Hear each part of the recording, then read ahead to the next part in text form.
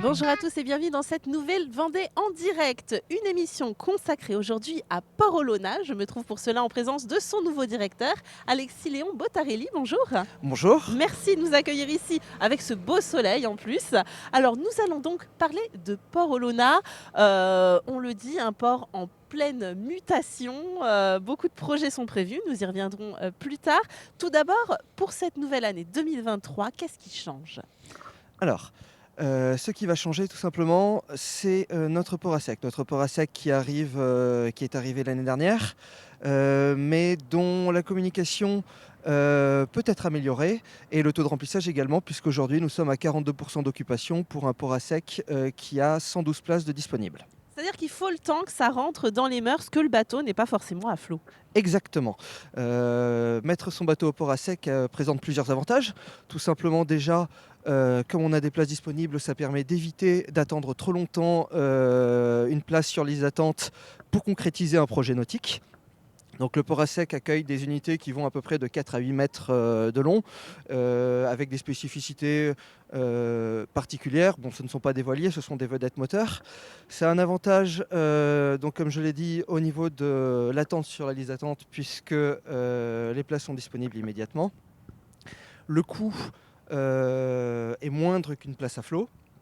Et puis, on a quand même des bateaux qui sont mis à la disposition de leurs propriétaires en moins de 2 heures, sur demande de nos plaisanciers. Oui, parce qu'il y a une vraie crainte finalement de se dire je mets mon bateau au port à sec, mais je ne vais pas pouvoir l'utiliser quand je veux.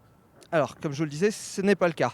Le préavis minimum est de 2 heures. En 2 heures, vous nous appelez au niveau de la capitainerie et on fera le nécessaire pour mettre votre bateau à flot, qui vous attendra sur un ponton d'attente. Vous pouvez l'utiliser et une fois utilisé, nous le remettons nous-mêmes sur les racks, ou alors si vous souhaitez l'utiliser le lendemain, on le laissera à flot le temps d'une nuit. Et ce qu'on peut dire aussi, c'est que avoir une place au port à sec, eh bien, ça ne vous fait pas perdre la liste d'attente si jamais vous souhaitez ensuite avoir une place au port à flot. Tout à fait. Il faudrait voir le port à sec plus comme une zone tampon, pour ceux qui le souhaitent, avant d'obtenir leur place à flot. Ce qui permet de concrétiser directement le projet nautique, ou de sortir le bateau du garage et puis pouvoir l'utiliser à la demande, directement sur le plan d'eau. Alors, est-ce que ces places de port à sec ont permis de désengorger peut-être un petit peu l'attente pour le port à flot? Finalement, qui sont les personnes qui ont pris ces places au port à sec? Alors aujourd'hui, à Port-Olona, les profils sont variables. On a des personnes qui naviguent moins souvent, qui ont décidé de passer au port à sec tout simplement parce que le bateau était gardé, il est dans un espace clos, fermé. Il y a également des frais d'entretien qui sont moins importants, puisque l'anti-fouling il n'est plus nécessaire de le faire tous les ans. Et comme je l'ai dit précédemment, les places au port à sec sont un petit peu moins chères que les places à flot. Ensuite, on a des personnes qui viennent en saisonnier, qui considèrent qu'à la belle saison, c'est intéressant pour eux d'avoir une place au port à sec, tout simplement pour éviter d'avoir à utiliser la cale de mise à l'eau quotidiennement. Alors, parlons maintenant des places de port à flot. Déjà, quel est le délai d'attente pour en obtenir une? Alors, tout dépend de la taille de votre bateau. Moins de 8 mètres, on va être à peu près sur 4-5 ans. Au-dessus de 8 mètres, on va être autour de 7-8 ans. On va parler tarifs aussi puisque, bah, voilà, cette année, en 2023, les tarifs changent. Donc, ils baissent concernant les places de port à sec, mais ils augmentent dû au coût énergétique qui augmente également, pour cette année. Tout à fait. Alors, au niveau du port à sec, pour essayer de faire un peu de promotion de ce nouvel élément des infrastructures portuaires, on a décidé de le rendre plus attractif et de le faire baisser la tarification pour être moins cher qu'une place à flot. Concernant les places à flot, il y a eu une augmentation de 5% qui a été votée tout simplement pour s'aligner sur l'inflation de l'année écoulée. Et malheureusement, la question énergétique, donc les tarifs électriques ont beaucoup augmenté, puisque avec la crise énergétique, aujourd'hui, on n'a pas eu le choix pour s'aligner. Et cette augmentation n'absorbe même pas complètement, les coûts que vous allez devoir supporter en supplément. Tout à fait, tout à fait. Cette augmentation nous permettra à peu près de couvrir 20% de nos dépenses électriques. Qui représente combien finalement pour quand on fait fonctionner un port, ça coûte combien en termes d'énergie? Alors, pour vous donner une idée, en 2022, les dépenses électriques de Port-Olona étaient de l'ordre de 140 000 euros. En 2023, avec les tarifs qui nous sont annoncés aujourd'hui, on estime qu'on va passer à 400 000 euros. C'est énorme. Ouais.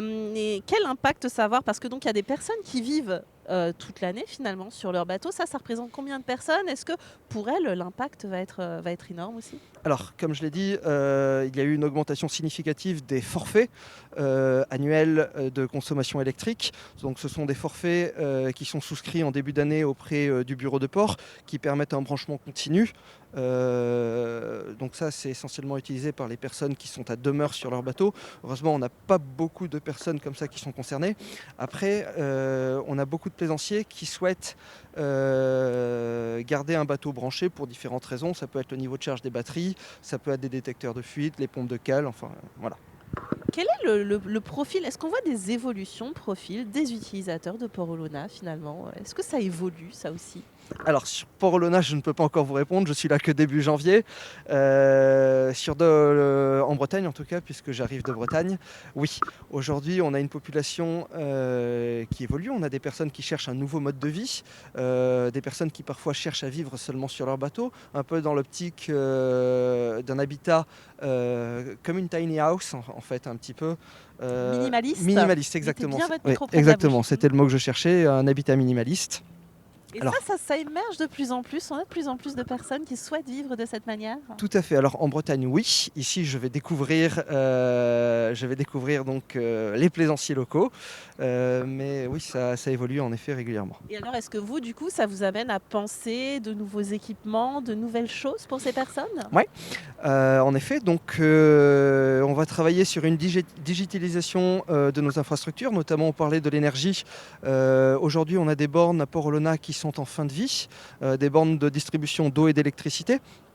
Donc l'idée, ça serait de passer éventuellement sur des bornes connectées qui permettraient notamment une refacturation exacte de ce qui est réellement consommé. Donc ça serait à la fois plus rassurant pour le plaisancier et plus adapté pour le port de plaisance, puisque ça nous permettrait également de renégocier nos contrats électriques, entre autres. Ça permettrait également d'avoir des détecteurs de fuite qui nous permettraient d'intervenir directement en cas de fuite sur le réseau d'eau de distribution des pontons, entre autres. Oui, donc de bien jolis projets. Nous continuerons à parler des projets, de votre vision de ce Port Olona demain, puisque nous resterons ici à Port Olona avec vous. Et puis nous vous découvrirons aussi, puisque vous venez seulement de prendre vos fonctions. Merci beaucoup en tout cas de nous avoir accueillis. Et puis donc on se retrouve demain pour une nouvelle émission consacrée à Port Olona. À bientôt.